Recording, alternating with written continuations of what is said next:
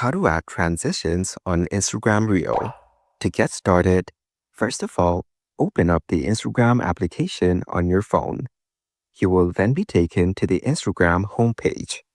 Here, you can view posts and stories of your friends or people that you follow on Instagram. On this page, go to the bottom panel and tap on the New Post icon.